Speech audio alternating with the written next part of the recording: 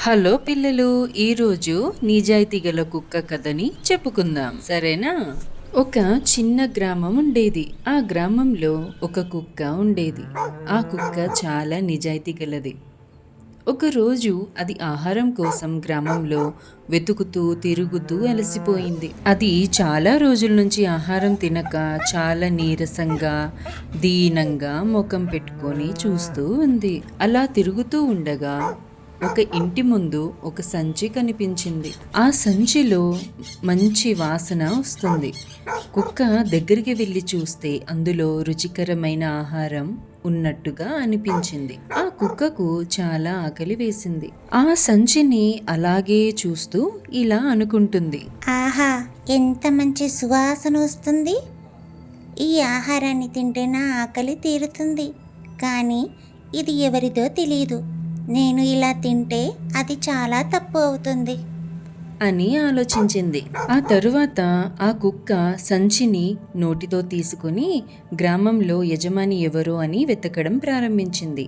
అలా తిరుగుతూ ఉంటే కొంతసేపటికి తర్వాత ఒక పెద్దాయన ఆందోళనగా ఒక ఇంటి ఎదుట నిలబడి కనిపించాడు. అయ్యో, నా సంచిని ఎక్కడ పెట్టానో మర్చిపోయాను. ఇప్పుడు ఎలా? ఆ కుక్క అతని దగ్గరకు వెళ్ళి సంచిని కింద పెట్టింది. ఆ పెద్ద మనిషి ఆశ్చర్యపోయి ఇలా అడిగాడు, ఇది నా సంచే. నేను దాన్ని పోగొట్టుకున్నాను. ఇది నీకు ఎక్కడ దొరికింది కుక్క? అని అన్నాడు.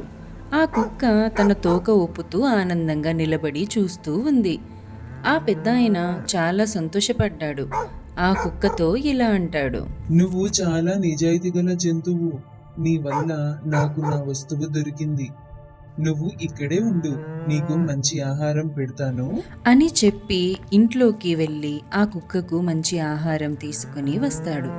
ఆ కుక్క చాలా ఆకలి మీద ఉంది కదా, ఆ ఆహారాన్ని క్షణంలో తినేసింది. ఆ పెద్దాయనకి కృతజ్ఞతలు చెప్పి అక్కడి నుండి గ్రామంలోకి తిరుగు ప్రయాణం చేసింది. ఆ పెద్దాయన ఆ కుక్కకు టాటా చెబుతూ నవ్వుతూ ఉన్నాడు. ఆ రోజు నుంచి ఆ కుక్క గ్రామంలో అందరికీ ప్రియంగా మారింది. అందరూ దానిని ప్రేమగా చూసుకుంటున్నారు. అలాగే అందరూ దానిని అభినందించారు. ఆ కుక్క తన మిత్రుడితో మాట్లాడుతూ ఇలా అంటుంది, అందుకే ఎప్పుడైనా కూడా నిజాయితీతో ఉంటేనే మంచిది. సో పిల్లలు, మీరు కూడా ఇలాగే నిజాయితీతో ఉండండి, ఆనందంగా ఉండండి, అమ్మ నాన్న చెప్పిన మాటలు వినండి. ఈ స్టోరీ మీకు నచ్చితే లైక్ చేసి సబ్స్క్రైబ్ చేయండి. Thank you.